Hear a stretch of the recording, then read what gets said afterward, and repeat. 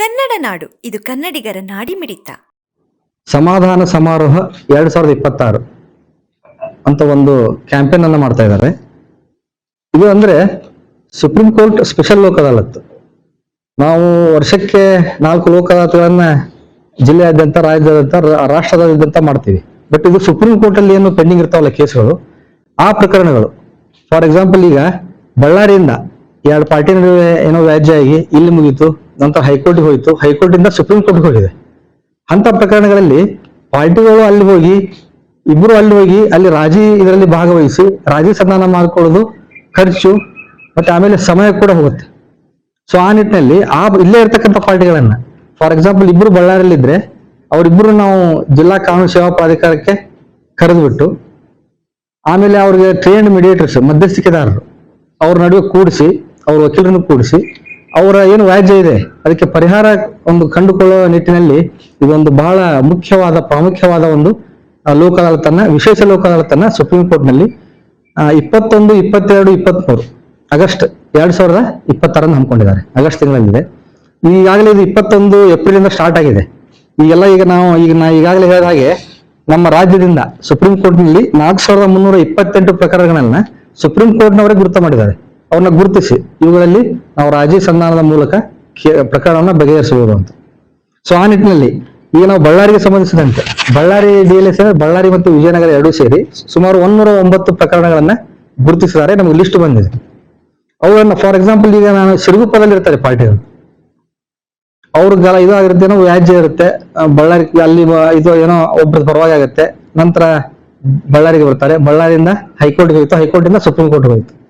So ಆ ಪ್ರಕರಣಗಳು ಈಗ ಸಿರುಗುಪ್ಪದಲ್ಲೇನೆ ಇಬ್ರು ಪಾರ್ಟಿಗಳು ಇರೋದ್ರಿಂದ ಅವನು ಅಲ್ಲೇ ಒಂದು ತಾಲೂಕಾ ಲೀಗಲ್ ಸರ್ವಿಸ್ ಕಮಿಟಿ ಅಂತ ಸಿರುಗುಪ್ಪ ಕೋರ್ಟ್ನಲ್ಲಿ ಅವ್ರನ್ನ ಕರೆ ಮಾಡಿ ನೋಟಿಸ್ ಕೊಟ್ಟು ಅವ್ರನ್ನ ಕೂಡಿಸಿ ಮಧ್ಯಸ್ಥಿಕೆದಾರರ ಸಮಕ್ಷಮ, ನಾವೇನು ಹೇಳಿದಲ್ಲಿ ಈಗ ತರಬೇತಿ ಹೊಂದಿದಂತ ಮಧ್ಯಸ್ಥಿಕೆದಾರರು ಅವರಿಬ್ರು ಪಾರ್ಟಿಗಳನ್ನ ಸಮಾಧಾನದ ಮೂಲಕ, ಆಮೇಲೆ ಅವರಿಬ್ರು ಕೂಡ ಒಪ್ಪುವಂತ ಒಂದು ರಾಜಿ ಸಂಧಾನವನ್ನ ಮಾಡ್ತಾರೆ ಅವರು.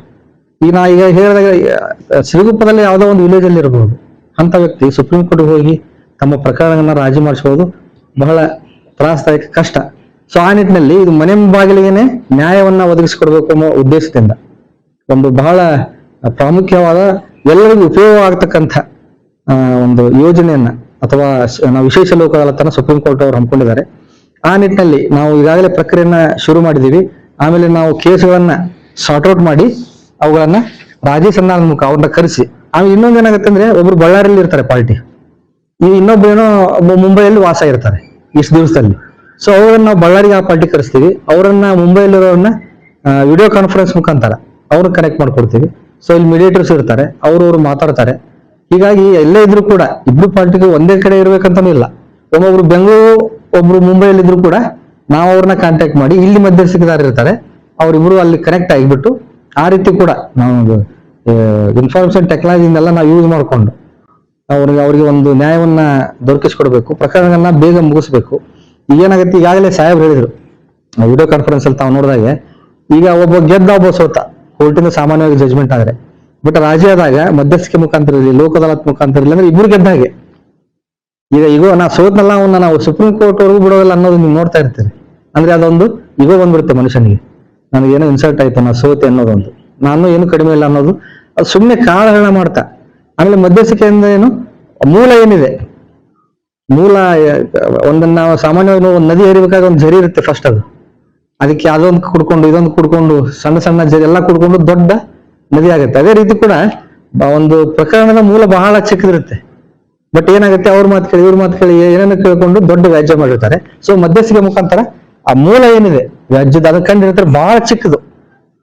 ಅದಕ್ಕೆ ಇಬ್ರು ಗೆದ್ದ ಹಾಗೆ, ವಿನ್ ವಿನ್ ಸಿಚುವೇಶನ್ ಅಂತ ಹೇಳ್ತೀವಿ.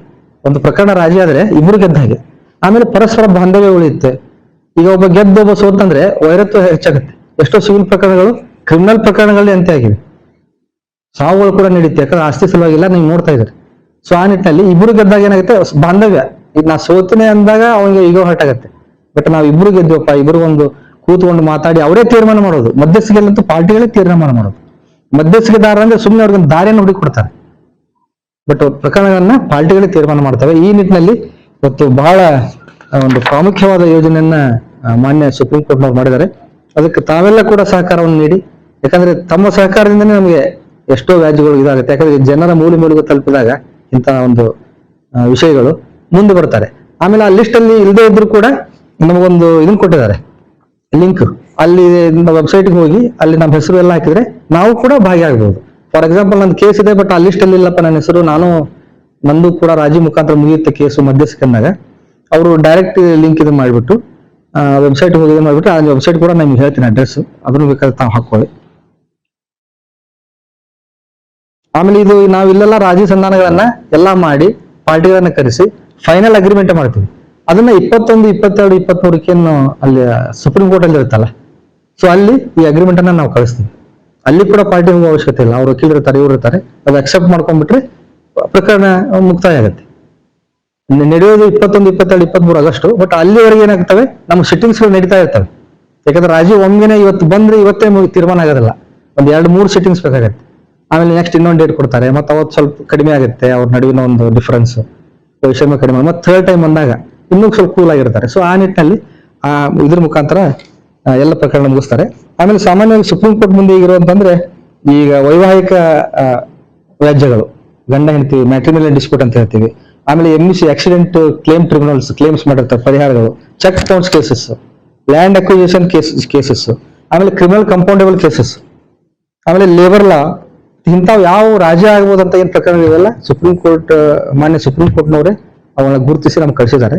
ಸೊ ಆ ನಿಟ್ಟಿನಲ್ಲಿ ಅವ್ರಿಗೆಲ್ಲ ನೋಟಿಸ್ಗಳನ್ನ ನೀಡಿ ಪಾರ್ಟಿಗಳನ್ನ ಬರಮಾಡಿಕೊಂಡು ಈ ರಾಜಿ ಸಂಧಾನದ ಮುಖಾಂತರ ಎಲ್ಲ ಪ್ರಕರಣಗಳನ್ನ ನಾವು ಮಾಡ್ತಾ ಇದೀವಿ. ಆಮೇಲೆ ವಾಲಂಟರಿಯಾಗಿ ನಿಮ್ದು ಇದು ಬಂದಿದೆ, ನೀವು ಬರಲೇಬೇಕು, ಬಂದು ನಮ್ಮ ಮುಂದೆ ಹಾಜರಾಗಬೇಕು ಅಂತ ಇಲ್ಲ, ಹೀಗಿದೆ ಬನ್ನಿ ಅಂತ ನಾವು ಕೇಳ್ತೀವಿ ಅವ್ರನ್ನ, ನಿಮ್ಮ ರಾಜಿ ಸಂಧಾನದ ಮುಖಾಂತರ ಮುಗಿಸ್ತೀವಿ. ಪಾರ್ಟಿಗಳು ನೋಡ್ತಾ ನಮ್ಗೆ ಇಷ್ಟ ಇಲ್ಲ ಅಂತಾನೆ ಹೇಳ್ಬೋದು, ತಿಳಿಸಿ ಹೇಳ್ತೇವೆ ಈ ರೀತಿ ಅಂತ. ಇಲ್ಲಾಂದ್ರೆ ಆಯ್ತಪ್ಪ ಅಂತ ಹೇಳ್ತೇವೆ. ಯಾಕಂದ್ರೆ ಅವರು ಮನಸ್ಫೂರ್ತಿಯಾಗಿನೇ ಬರಬೇಕು, ಯಾವುದೇ ಒತ್ತಾಯ ಇರಲಿ ಕೂಡ. ಯಾಕಂದ್ರೆ ವಾಲಂಟರಿಯಾಗಿ ಬಂದು ತಮ್ಮ ಪ್ರಕರಣಗಳನ್ನ ಮುಕ್ತಾಯ ಮಾಡಿಸ್ಕೊಳ್ಳೋಕೆ ಒಂದು ಒಳ್ಳೆಯ ಸದಾವಕಾಶವನ್ನ ಸರ್ವೋಚ್ಚ ನ್ಯಾಯಾಲಯದವರು ನಮಗೆ ಒದಗಿಸಿಕೊಟ್ಟಿದ್ದಾರೆ. ಆ ನಿಟ್ಟಿನಲ್ಲಿ ಈಗಾಗಲೇ ಹೇಳಿದಾಗೆ ಹೈಕೋರ್ಟ್, ಆಮೇಲೆ ಡಿಸ್ಟ್ರಿಕ್ಟ್ ಲೆವೆಲ್, ತಾಲೂಕು ಲೆವೆಲ್ ಎಲ್ಲ ಕಡೆ ಈ ಒಂದು ಕ್ಯಾಂಪೇನ್ ನಡೆಯುತ್ತೆ. ಆಮೇಲೆ ಈಗಾಗಲೇ ಹೇಳಿದಾಗ ಫಿಸಿಕಲಿನೂ ಬರ್ಬೋದು ಅಥವಾ ವರ್ಚುವಲಿನೂ ಕೂಡ ಹಾಜರಾಗಬಹುದು. ಹಾಗಾಗಿ ಎಲ್ಲೇ ಇದ್ರು ಕೂಡ, ಹೊರದೇಶದಲ್ಲಿದ್ರು ಕೂಡ virtually he can participate in the mediation. ಆಮೇಲೆ ಮೀಡಿಯೇಷನ್ ಅವ್ರಿಗೆ ಇಷ್ಟ ಇಲ್ಲ ಅಂದ್ರೂ ಕೂಡ ಮತ್ತೆ ಹೆಂಗೂ ಕೇಸ್ ಇದ್ದೇ ಇರುತ್ತೆ, ಅದು ನಡೆಯುತ್ತೆ. ಮುಖ್ಯವಾಗಿ ಅಂತಂದ್ರೆ ಪಾರ್ಟಿಗಳು ಈಗ ಹೇಳಿದ್ನಲ್ಲ, ಈಗೋ ಇಂಥ ಒಂದು ಇಬ್ರು ಕೂಡ ಮುಖಾಮುಖಿ ನಾವು ಕೂಡಿಸಿದಾಗ ಎಷ್ಟೋ ನಾವು ನಮ್ಮ ಡಿಫ್ರೆನ್ಸಸ್ ನ ಕಡಿಮೆ ನಾವೇ ಮಾಡ್ಕೊಳ್ತೀವಿ. ಒಬ್ರಿಗೊಬ್ರು ಪರಸ್ಪರ ಮಾತನಾಡ್ತಾ ಇರೋದಿಲ್ಲ ನಾವು ಅಂತ ಸಿಟ್ಟಲ್ಲಿ ಇರ್ತೀವಿ. ಅಕ್ಕಪಕ್ಕ ಕೂಡಿಸ್ಕೊಂಡು ಮಾತಾಡ್ಬಿಟ್ರೆ ಎಷ್ಟೋ ಕಡಿಮೆ ಆಗುತ್ತೆ. ಸೊ ಆ ಒಂದು ನಿಟ್ಟಿನಲ್ಲಿ ಎಲ್ಲ ಪಾರ್ಟಿಗಳನ್ನ ಬರಮಾಡಿಕೊಂಡು ಅವ್ರಿಗೆ ಒಂದು ಫೆಸಿಲಿಟೇಟರ್ ಏನ್ ನಮ್ಮ ಮೀಡಿಯೇಟರ್ಸ್ ಇದಾರಲ್ಲ ಅದನ್ನ ಮಾಡಿಕೊಟ್ಟಾಗ ಅವ್ರವ್ರಿಗೆ ಮಾತಾಡಿಕೊಂಡು ತಮ್ಮ ಪ್ರಕರಣ ತಾವೇ ಬಗೆಹರಿಸಿಕೊಳ್ಳುವಂತ ವ್ಯವಸ್ಥೆಯನ್ನ ಇವತ್ತು ಮಾನ್ಯ ಸರ್ವೋಚ್ಚ ನ್ಯಾಯಾಲಯದವರು ಮಾಡಿದ್ದಾರೆ. ಈ ನಿಟ್ಟಿನಲ್ಲಿ ಎಲ್ಲ ಏನು ಪ್ರಕರಣಗಳಿವೆ ಈಗಾಗಲೇ ನಮ್ಮ ಲಿಸ್ಟ್ ಅಲ್ಲಿ ಇದ್ವಿ ಅಥವಾ ಲಿಸ್ಟ್ ಅಲ್ಲಿ ಇರದೇ ಇರೋರು ಅವರು ಕೂಡ ಭಾಗವಹಿಸಿ ತಮ್ಮ ವ್ಯಾಜ್ಯಗಳನ್ನ ಬಗೆಹರಿಸ್ಕೊಳ್ಬೇಕು. ಮತ್ತು ತಮ್ಮ ಫ್ಯಾಮಿಲಿ ಆಯ್ತು, ಮೆಂಟಲ್ ಪೀಸ್ ಸಿಗುತ್ತೆ, ಸಮಾಜದಲ್ಲೂ ಕೂಡ ಬದಲಾವಣೆಗಳಾಗ್ತವೆ. ಯಾಕಂದ್ರೆ ಮನುಷ್ಯರ ನಡುವೆ ಈಗ ವ್ಯಾಜ್ಯಗಳಿದ್ದಾಗ ಆಟೋಮೆಟಿಕಲಿ ಅದು ಸಮಾಜನೇ ಅಲ್ಲ, ಸಮಾಜ ಅನ್ನೋದು ಜನರಿಂದ ಕೂಡಿರೋದು. ಸೊ ವ್ಯಾಜ್ಯಗಳು ಕಡಿಮೆ ಆದ್ರೆ ಸಮಾಜ ಕೂಡ ಶಾಂತಿಯಿಂದ ಇರುತ್ತೆ ಅಂತ ಹೇಳಕ್ ಇಚ್ಛೆ ಪಡ್ತೀನಿ. ಆದ್ರಿಂದ ತಾವೆಲ್ಲರೂ ಇವತ್ತು ನಾವು ನಮ್ಮ ಕರೆಯ ಒಟ್ಟು ಎಲ್ಲ ಬಂದ್ರಿ, ಎಲ್ಲ ಪಾರ್ಟಿಸಿಪೇಟ್ ಮಾಡಿದ್ರ ಎಲ್ಲ ಮಾಧ್ಯಮ ಮಿತ್ರರು ಕೂಡ ಧನ್ಯವಾದಗಳನ್ನು ತಿಳಿಸ್ತೀನಿ. ಅದೇ ರೀತಿ ಸಮಾಜ ಒಂದು ಬದಲಾವಣೆಯಲ್ಲಿ ಮಾಧ್ಯಮದ ಪಾತ್ರ ಬಹಳ ಮುಖ್ಯ. ಯಾಕಂದ್ರೆ ಈಗ ನಾವು ಮೊಬೈಲ್ ಎಲ್ಲ ಸ್ಕ್ರೋಲ್ ಮಾಡ್ತಾ ಇದನ್ ಮಾಡ್ತೀವಿ, ಬಟ್ ಪ್ರಿಂಟ್ ಮೀಡಿಯಾ ಎಸ್ಪೆಷಲಿ, ಆಮೇಲೆ ನಮ್ದು ನ್ಯೂಸ್ ಚಾನಲ್ಸ್, ಎಲೆಕ್ಟ್ರಾನಿಕ್ ಮೀಡಿಯಾ, ಏನ್ ಮೀಡಿಯಾದವರು ಅಂತ ವಿಷಯಗಳನ್ನ ಜನರಿಗೆ ಇದನ್ ಮಾಡೋದಾಗ್ಲಿ ಅಥವಾ ಸಮಾಜದಲ್ಲಿ ಏನೋ ಒಂದಿಷ್ಟು ಅಪನಂಬಿಕೆಗಳು, ಮೂಢನಂಬಿಕೆಗಳು ಅವ್ನು ಕಡಿಮೆ ಮಾಡೋಕೆ.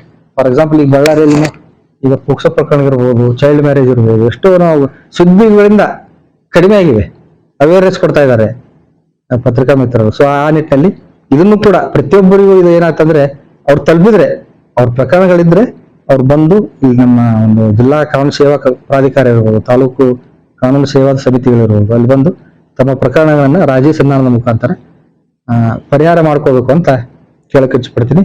ಆಮೇಲೆ ತಾವೆಲ್ಲರೂ ಕೂಡ ಸಮಗ್ರ ಸುದ್ದಿಗಳಿಗಾಗಿ ತಪ್ಪದೆ ನೋಡಿ ಕನ್ನಡ ನಾಡು ವಾಹಿನಿ. ಸಬ್ಸ್ಕ್ರೈಬ್ ಮಾಡಿಕೊಳ್ಳಲು ಕೂಡಲೇ ಪಕ್ಕದಲ್ಲಿ ಕಾಣುವ ಬೆಲ್ ಐಕಾನ್ ಕ್ಲಿಕ್ ಮಾಡಿ ನೋಟಿಫಿಕೇಶನ್ ಪಡೆಯಿರಿ.